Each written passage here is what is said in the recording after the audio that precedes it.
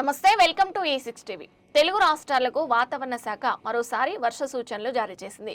బంగాళాఖాతంలో ఏర్పడిన ఉపరితల ఆవర్తనం అనుబంధంగా ఉపరితల ద్రోణి ప్రభావంతో రెండు తెలుగు రాష్ట్రాల్లో కూడా మోస్తరు నుంచి తేలికపాటి వర్షాలు కురిసే అవకాశం ఉందని వాతావరణ శాఖ స్పష్టం చేసింది. అలాగే పలు చోట్ల ఉరుములతో కూడిన భారీ వర్షాలు కురుస్తాయని తెలిపింది.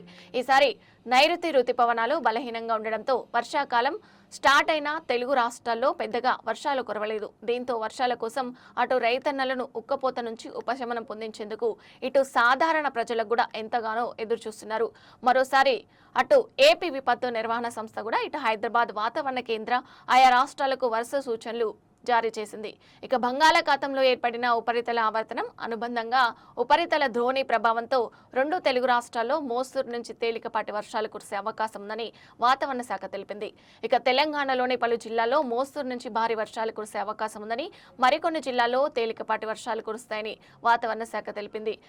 వర్షాల సమయంలో గంటకు 30 నుంచి 40 కిలోమీటర్ల వేగంతో ఈదురుగాలులు కూడా వీస్తాయని తెలిపింది. ఈ నేపథ్యంలోనే పలు జిల్లాలకు వాతావరణ శాఖ ఎల్లో అలర్ట్ జారీ చేసింది. అలాగే రాబోయే 24 గంటల్లో మధ్య, పశ్చిమ, తూర్పు తెలంగాణ జిల్లాలో విస్తారంగా తేలికపాటి వర్షాలు కురిసే అవకాశం ఉందని వాతావరణ శాఖ స్పష్టం చేసింది. ఇవి ఇప్పటివరకు అప్డేట్స్. చూస్తూనే ఉండండి E6 టీవీ.